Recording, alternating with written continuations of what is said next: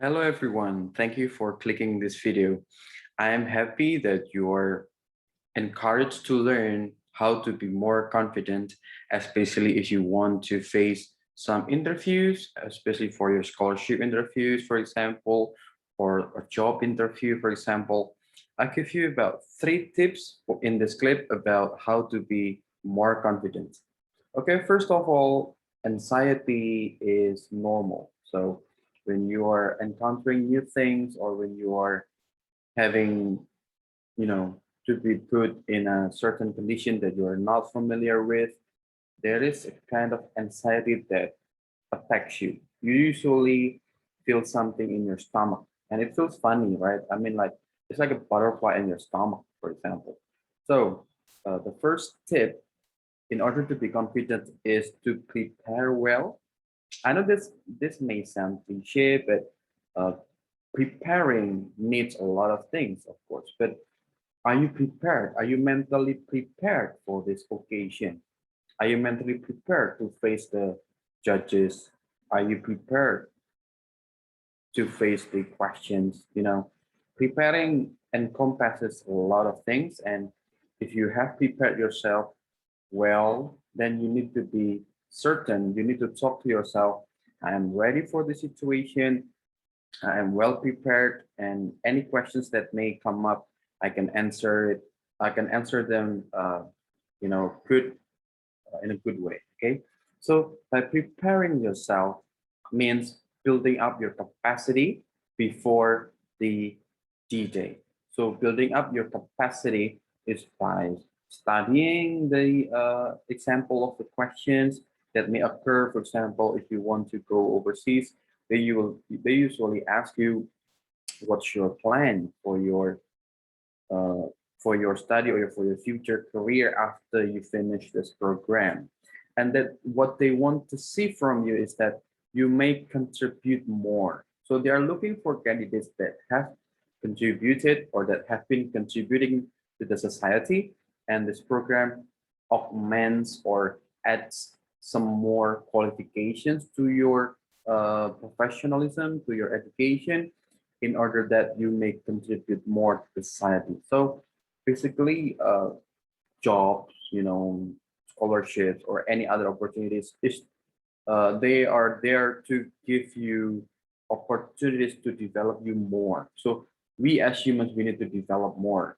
And you can be given the grant or you will be given the job if you are well prepared and you are ready for the situation. So actually you need to focus on what's next, not focusing on the D-Day of the interview. I mean, yes, the interview is important, but when it comes to the end, the result, I mean, it is more important to focus on the what's going on next, what's waiting for you after the hill. So I think that's what they are looking for from you, that you need to build your capacity, that you are well prepared, you are the perfect candidate that deserves the grant or the job. Okay. Now, after you have prepared well, the first tip, that brings us to the second tip that I want to give you. The second tip is, you cannot underestimate others. Yeah, this is important because being confident is not similar or not even the same by putting others below you.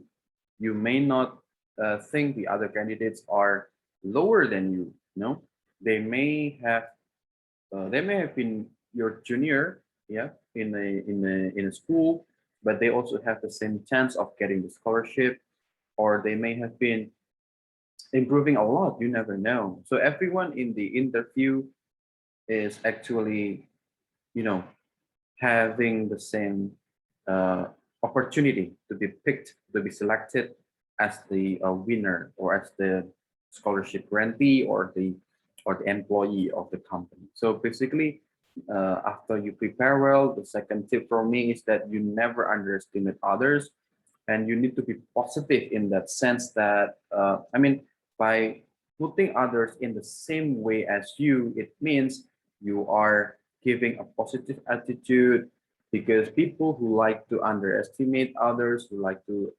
overlook others, they tend to give negative impression.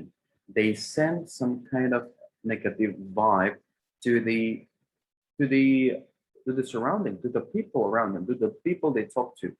So this is the case. So when you enter the interview room, when you enter the room, and then you know you may be thinking a lot of things, right?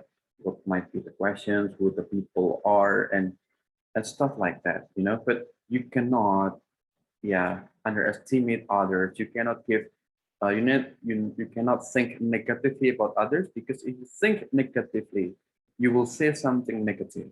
Yeah, your words need to be positive, in other words. Yeah, so by acting positive, by showing positive attitude, it means you respect others, and that's kind of moral value that they're also looking for. Yeah. So again, I will repeat. The first step is that you need to prepare well, and the second one, you cannot underestimate others, in a sense that you need to be positive. Okay, you have been well prepared. You have think positively about others. Now you need to think positively about yourselves, which means that you need to focus on you. Yeah, because they're looking for authentic candidates. They're looking for someone that is valuable, someone that is some sort of one in a million. They want to have an authentic candidate, but be careful. The authenticity doesn't mean that you need to be the perfect human being, no, but you need to be in your best performance. Yeah, you need to tell them that this is my best, and this is I'm living my best, in a sense that, okay, let me give you an example of this, because if it is quite vague. Yeah, what does it mean by focusing on yourself and by focusing on your positive self? Let me give you an example. When you're asked questions, okay, Andreas, would you please tell me your strengths and weaknesses? You know what? The classic answers might be, okay, I'm a hardworking person, I'm a disciplined person, I don't like, you know, people being late, I don't like cluttering, I like everything to be put neatly. Those are cliche answers, and the interviewers have encountered those kinds of answers from the other candidates. You can guess. But you know what? You need to be smart. You need to be clever. You need to know what's authentic. What is the positivity that you can send that can impress your interviewers? Well, you need to market yourself in a way that, you need to have the vision that I'm a positive person. I need to focus on that. And actually, if you keep that in mind and you are used to having it, you're gonna actually live the positive life. Yeah. And then you will think positive of others, and you are always prepared. So those are the three tips that I give you. So I'll repeat once more. You need to prepare well. What does it mean?